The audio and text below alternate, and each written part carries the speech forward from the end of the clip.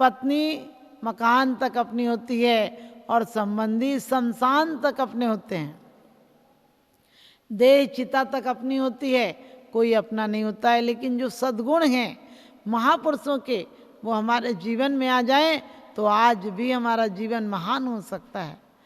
हमने इतनी महाभारत देखी, रामायण देखी, लेकिन किसी ने क्या राम जैसे कपड़े पहने?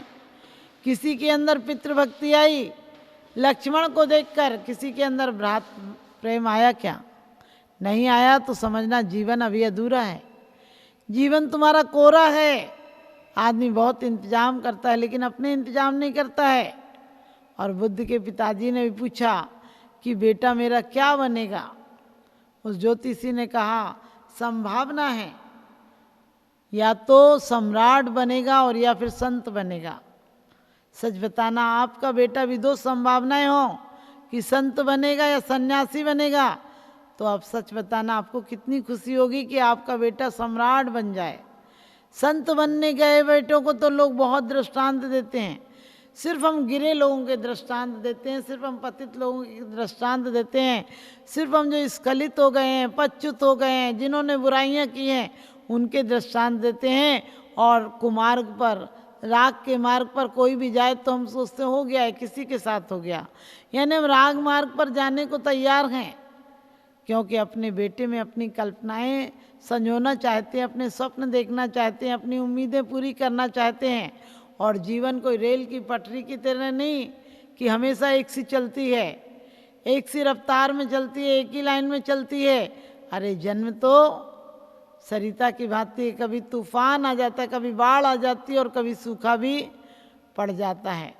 बचपन में, जवानी में प्यार की बाढ़ सी आ जाती है और बुढ़ापे में ये जिंदगी की नदी सूख जाती है तो कोई आता तक नहीं इसके पास। लेकिन हम जीवन में सिर्फ सपने सजोते हैं, और उनके पिता ने भी सपने संजो रखे थे। उन्होंने ज्योतिषियों से कहा सम्राट बन जाए लेकिन सन्यासी नहीं होना चाहिए। और उन्होंने इंतजाम भी इतने किए कि सुबह से शाम तक कोई पत्ता नहीं गिरने पाए। इतने नौकर रखे थे महल में, इतना इंतजाम कर रखा था कि कहीं से बैराग झलक नहीं मार जाए, बुढ़ापा झलक नहीं मार जाए। क्योंकि बुढ़ापा अपने आप में कहता मैं तुझे सचेत करने आया हूँ, मैं तुझे सावधान करने आया हूँ, मैं तो चला जाऊँगा, लेकिन तू जाने मेरे साथ मेरे राग में कहाँ जाएगा। और कहते हैं उनने भी जैसे ज्योतिषियों ने कहा वैसे ही पिता कहने लगे आप तो बताओ कैसे बच सकता है।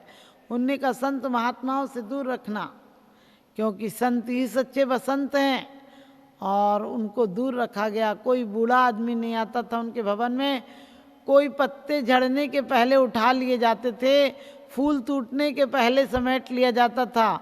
कभी भी कहीं से कोई वृद्ध नहीं दिखा। लेकिन क्या करोगे, सारी दुनिया तो बूढ़ों से भरी है। आज तो बच्चा भी बूढ़ा ही पैदा होता है।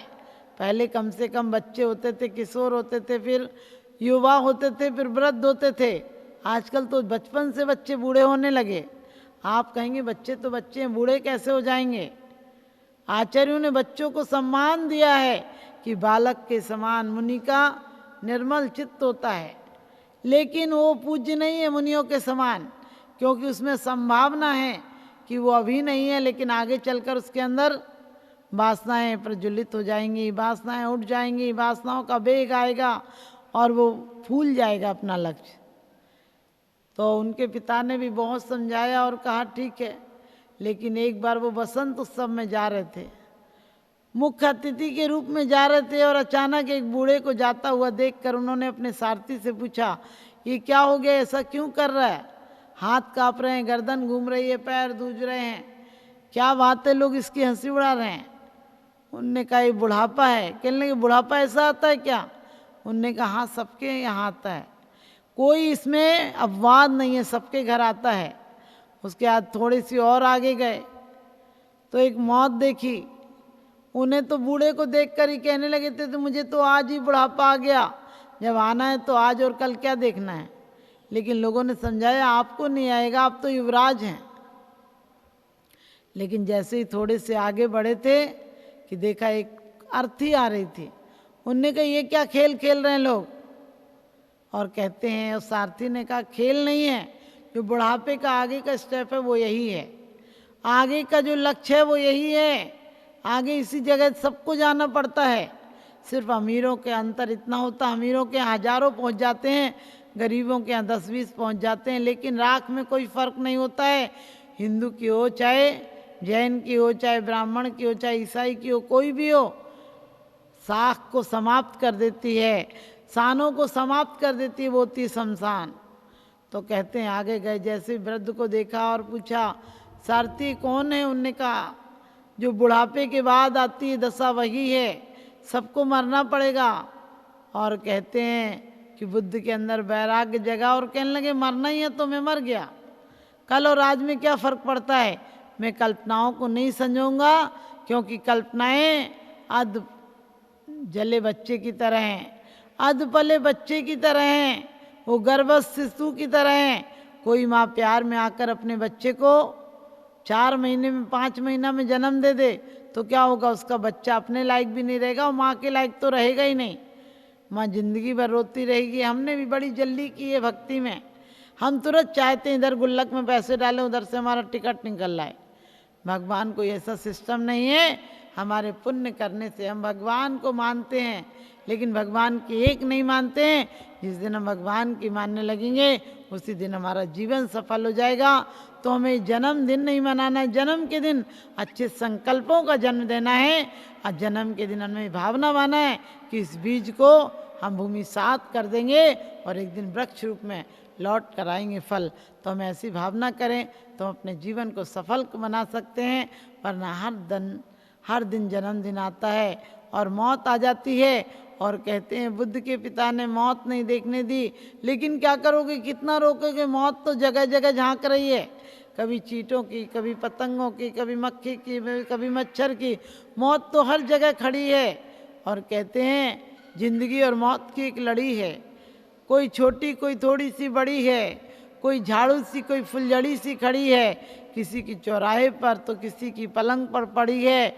मौत और ज़िंदगी में एक लड़ी है, किसी के हाथों में सोने सी, किसी के हथकड़ी सी पड़ी है, लेकिन ज़िंदगी और मौत की एक लड़ी है, ये सबके हाथों में पड़ी है, किसी की छोटी किसी की जरा सी बड़ी है, लेकिन मौत की हथकड़ी हर कोई के हाथों में पड़ी है। और बुद्ध निकल गए। आप सोचिए कि बुद्ध हो, महावीर हो, कोई कमी नहीं थी। हर महापुरुष के जीवन में संपत्तियों का अंबार लगा हुआ था, लेकिन उन्होंने यथार्थता को देखा कि संपत्ति साथ नहीं जाती है, बल्कि इसकी आसक्ति हमें नरक ले जाती है। और उन्होंने उस महाजीवन को पाने का प्रयास किया। हम जीवन को महान नरक बनाते जा रहे हैं। आज पैसा बहुत बड़ा है लेकिन शांति छिन गई है।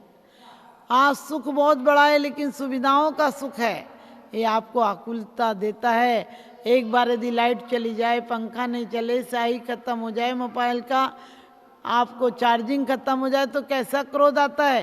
क्योंकि आज तक जिसको आपने सुख माना, जिसको आपने जीवन माना है, वो सब बाहर से आता है। हमें अपने अंतरंग का जीवन को जगाना है। अंतरंग में जब तक हम पावन पुरुषार्थ प्रकट होवे, जब तक परमात्मा नहीं हो जाए तब तक विश्राम कैसा। लोग कहते हैं सदा संतोष कर प्राणी यदि सुख से रहा चाहे। मैं कहती हूँ सदा असंतोष कर, क्योंकि संतोष तो एक ही जगह आता है, वो मोक्ष में आता है। वो संतोष शाश्वत संतोष है, वो शाश्वत सुख है। उसके पहले तो सारे सुख क्या सुखावास हैं, सुख नहीं है। देखने में बहुत अच्छे लगते हैं, आपको पता है सपने की पत्नी भी अच्छी लगती है, सपने के बच्चे भी अच्छे लगते हैं, क्योंकि सपने में पत्नी कुछ मांगती तो है नहीं, देती देती है तुम्हें। और पहले कितना अच्छा रूप था कि नारी के तीनों पन पूजे जाते थे, कन्या जिमाई जाती थी, सौभाग्यवती का सम्मान था, और बाद में कोई साध्वी बन जाए तो और सम्मान था। लेकिन आज हम अपने जीवन की गरिमा को भूल गए हैं। हम सिर्फ वृक्षों की तरह पूजा करने लगे हैं, बिल्कुल मन मर चुके हैं। हम ठूठ से जाकर हाथ फैलाते हैं और माला फेर लेते हैं, मस्तक झुकाने को हम पूर्ण पूजा समझ लेते हैं। ये सब कवायद होगी, ये सब बाहर से होगा। जिस दिन आपकी अंतरंग से लालसा जगेगी कि अब और कुछ नहीं पाना संसार में, अब पाना है तो स्वयं को मोक्ष ले जाना है, तो आपका जीवन सार्थक हो जाएगा। आपका जन्म महाजन्म हो जाएगा और आपके जीवन की संभावना फलित हो जाएगी। आप परमात्मा की संभावना लेकर आए हो, परमात्मा बनकर जाना। उसके पहले यहाँ से प्रयास मत करना, यहाँ से प्रयास मत करना कुछ पाने का, क्योंकि यहाँ सम्राट भी अधूरे लौटते हैं, हम और आप क्या लेकर लौटेंगे। तो आप सबके जीवन में बहुत कुछ आपको प्राप्त हो, आपका जीवन सुखी हो, आपका जीवन शांतिमय हो और आपका जीवन खुशियों से भर जाए। हम महापुरुषों का अनुगमन करें, हम महापुरुषों का अनुसरण करें, तो आपका जीवन भी एक दिन महान हो जाएगा। जैसी संगति वैसी रंगत हो जाएगी। तो आप अपने नज़र को बदलिए, नज़ारे बदल जाएंगे, सोच को बदलिए, सितारे बदल जाएंगे। किश्तियाँ बदलने की कोई ज़रूरत नहीं, धारों को बदलिए, किनारे बदल जाएंगे। धारों को बदलिए, किनारे बदल जाएंगे। आप सबका जीवन मंगलमय हो, ऐसी हमारी शुभकामना।